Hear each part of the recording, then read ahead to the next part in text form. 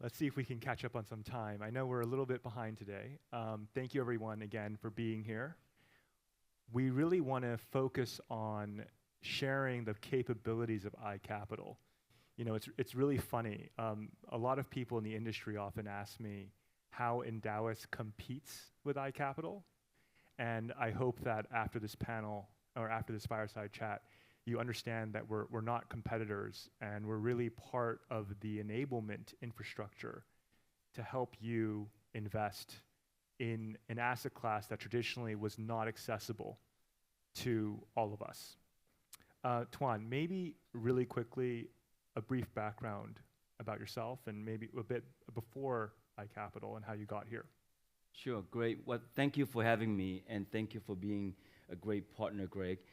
My name is Tuan Lam. I'm head of APAC for iCapital, and in fact, I joined only 8.5 months ago. It's gone by like a blink of an eye. Before that, I spent a few decades at Goldman Sachs. I'm going to date myself now, but I joined out of school in 1991, which makes me sound really old. But having spent time in various divisions, investing, banking, asset management, and the last 10 years of my being there, I was running the client business for Goldman Sachs Asset Management. But having done it for a long time, I thought something new, something exciting and different, something in fintech. So I joined iCapital in September of last year. Okay. And while you were at Goldman, I mean, what kind of trends did you see happening at the ultra high net worth client category and the products and things that you guys were designing for them? Yeah, I think that it was very interesting. In the beginning of running the business, we were very focused on the institutional market, right? And I remember when we started in Asia covering the sovereign wealth funds, the Monetary Authority, they were starting with private equity investing, and it was mostly buyouts. And then over time, private equity became private markets, and those clients got into many other asset classes, and then to alts more broadly. So we saw the same trend when Goldman Sachs got into wealth management. And I think the move into alts has been a recent phenomenon in a more meaningful way. And we are seeing clients diversifying their portfolio, building to different asset classes, different sub-strategies around the world. And so that was a big trend. And the semi-liquid form factor is now kicking in, but 2 or 3 years ago, it was still pretty new. Okay, so taking a step back, we'll get into semi-liquids a bit later on, but taking a step back, what does iCapital do, and what is it helping us achieve? Okay. Yeah. Well, thank you for that. So we are a 12-year-old company headquartered in the US, and we look at ourselves as a fintech B2B company. And by that, we're talking about, on one set of Bs, the best-in-class asset managers, the GPs. And on the other side would be the wealth management platforms, ranging from large banks to large private banks to wealth management companies. And we're not aiming to be a B2C. We're trying to be in between those two groups and take away all the pain points, or as many as possible, for alts to get to the high net worth channel, and for the channel to get access to alts. So we have experienced quite a bit of growth over the past 5-6 years. We were, say, 25 billion of assets on the platform a few years ago. Now we're roughly 225 billion across asset classes. And again, as we look at the experience of high net worth getting into alts, which used to be mostly for institutional clients, the issues of minimum investments, the issue of how do you sign your docs, how do you get educated about the asset class, how do you have your subscription redemptions, get processed. So we are focused on that middle part, trying to take away and make those things easier. And And over time, we now on the asset manager side, we work with roughly 650 of them, which then support around 1,800 different products. And then on the wealth side, we have roughly 3,000 wealth clients, including Endowus, right? Again, ranging from large banks to smaller banks to large private banks to wealth management platforms. I mean, 20 billion 5 years ago to over 200 billion is really, really fast scale, 10x in 5 years. What do you think is driving that, or what are the underpinning secular sort of views that are driving that kind of growth? Because that's way faster than the rest of the industry. That's it. I think there are a couple of things that are just tremendous tailwinds that we've been very lucky to enjoy, and there are a couple of things that we did that went really well. On the underlying tailwinds, there are really two big ones. The first is alts growing. So right now it's roughly 17 trillion around the world in alts. We think that that's going to go to 30 trillion in 5-6 years' time. But the more important trend that we have benefited from is the higher allocation into alts by the private wealth channel.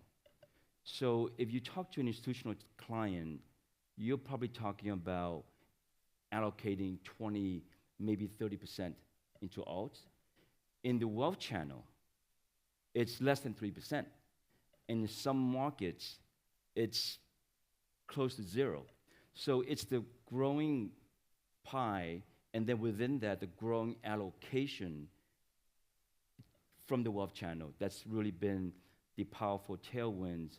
And then for us, we were also very fortunate when we started a company because there was a wave of advisors in the US coming out of big banks to form their own companies, the RIAs, Registered Investment Advisors.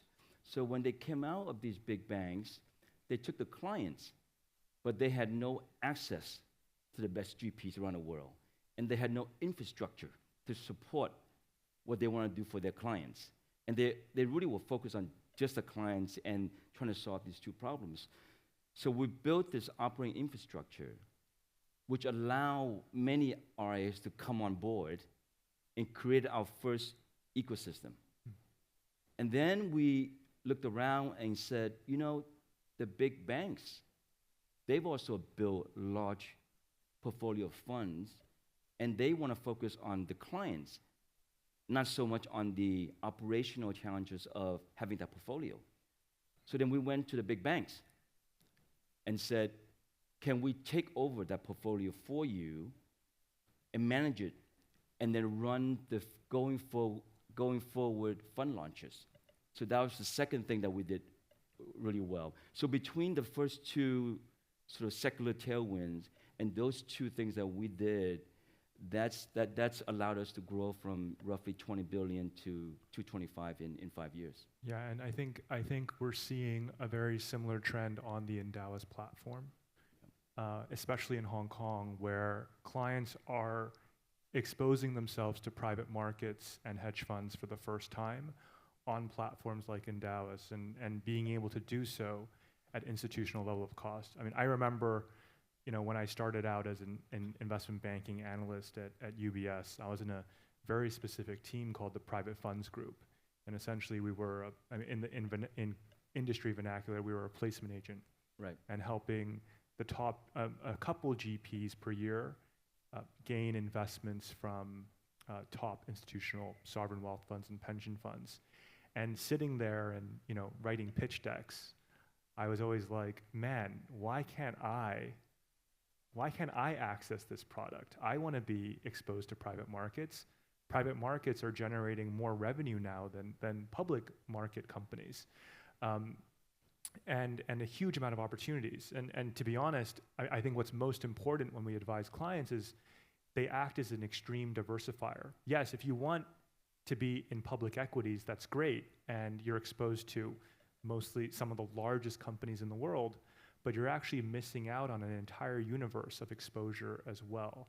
So I think, what we are doing in democratizing that access, but also doing so in a very institutional way, is a massive development for the industry and something that we see definitely growing going forward. I mean, when I was thinking about the opportunity and kind of try and envision, let's say, a high net worth individual in Taiwan or Thailand or Korea, Hong Kong or Singapore, and to the extent they are trying to build their alt portfolio and access the biggest names around the world, right? Blackstone, Goldman Sachs, KKR, it's just a lot of bridges to cross to get there.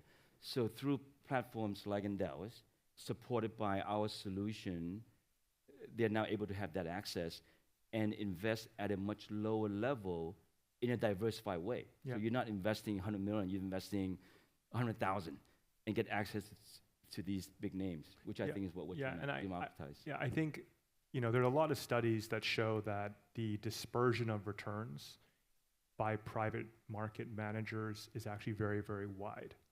So, we always focus on access, and it's fantastic that, iCapital has built the infrastructure that allows for much broader access. But actually, I think the advice and the portfolio construction is also critically important in delivering compensated returns for the risk taken. And honestly, you are sacrificing liquidity when you enter private markets as well. Right? You're sacrificing liquidity. You are accepting volatility, maybe not mark-to-market volatility, but there definitely is volatility in these asset classes.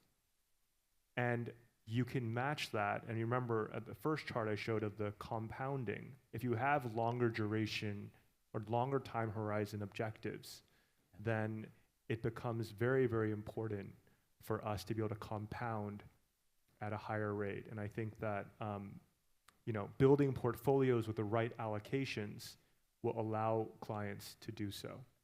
Yeah, which is really a huge move. So, Tuan, at growing, 10x, 20 billion to 200 over billion, where is iCapital placing their bets to, let's say, get to $1 trillion, so 5x more? Yeah, no, that's a great question. And sometimes as we think about our mission, and then what we're trying to focus on, there's just so many things that can drive that growth, and we're trying to spend our time on the right things. I would say that the good thing for us is, having achieved this little critical mass, we're now able to really invest in technologies, in applications, in new markets, and the team. So we have gotten to a point where we feel like the inflection point is just reached, and now we can really get to the next phase. I would say from 225 to $1 trillion, there are a few ways. One is trying to even democratize alts even more, right? If you think about the high net worth or private wealth channel, for us, that's just the beginning. That's just the tip of the iceberg. In the US, you could imagine getting access to the retirement channel, the insurance channel, right? And that's going to go further down in the process of democratizing the asset class. That's number one.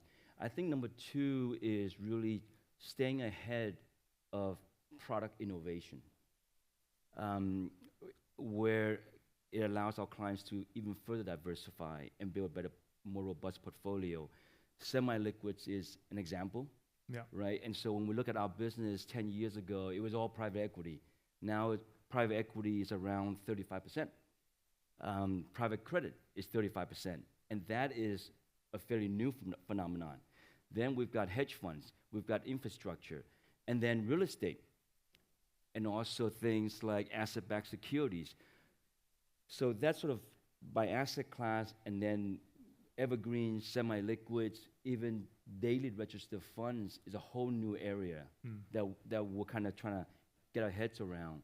So product innovation, and then third thing I would say is the new markets, Yeah. right? So we started in international, outside the U.S. I mean, only 4 or 5 years ago, and we're now around 35 billion internationally, Wow. Okay. and half of which comes from Asia Pac. So new markets are important to us. Right now, we're focused on Hong Kong and Singapore, but Japan is something big for us. Australia, Korea, Thailand. So lots of things that's going to be able to get us there. But the most powerful thing I still think are the two secular trends of more to alts and more allocation from the wealth channel to alts. Yeah, and I think that a number of you are Endowus clients. You would have seen that we've launched a few portfolios in collaboration with iCapital, not just so that people can access private credit by Blackstone or private equity by Partners Group or EQT or whatever it is, but actually to structure a portfolio. And really, this is only possible because we have the support of iCapital. Structure a portfolio of private credit, for example, where you can access 8 private equity managers in one portfolio. You can subscribe to that one portfolio with as little as $100,000 US. Right. And effectively, we are able to aggregate and group by some of the best names in private credit and private equity in one shot.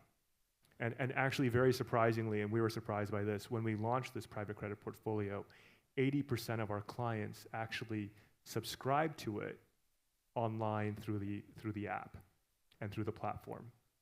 Of course, we have human advisors when they want, but I think that behaviorally, things are changing, and also the distribution of education is possible now because of technology, because it's in our hands. Now, I think there's also a lot of misinformation out there, so you have to be careful, and maybe AI might exacerbate that further. But being able to now have people become informed and act on that informed decision with high quality access, I think is a huge change for the industry and for all of us. I totally agree. And going back to your first question, Greg, like how do we support Endowus? In our mind, there are going to be a lot of ways to explore how we support you. But right now, the way we see it is that we are supplementing your ability to access world-class, best-in-class managers for your clients. We're not focused on getting to your clients. We had to focus on the B and the B. Yeah. The second is that we already have connectivity with the GPs around the world, 850 of them, right? And so by having that access, we are able to aggregate, collect information, performance data that would be fed to you to inform your clients. And the third thing I would say where we think we're doing a good job supporting you guys is that by being connected to all the custodians, transfer agents across this asset base, we're able to drive the cost down, which then allows you to deliver your solutions at low cost fashion. Yeah, exactly. And the 3 pillars we care about most at Endowus are evidence-based advice, institutional quality access, and low fair fees. So thank you, Tuan and the iCapital team, for making that more and more possible for our clients. Yeah. And Thank you for the time. Thanks. Thank you. Thanks, Greg. Thanks.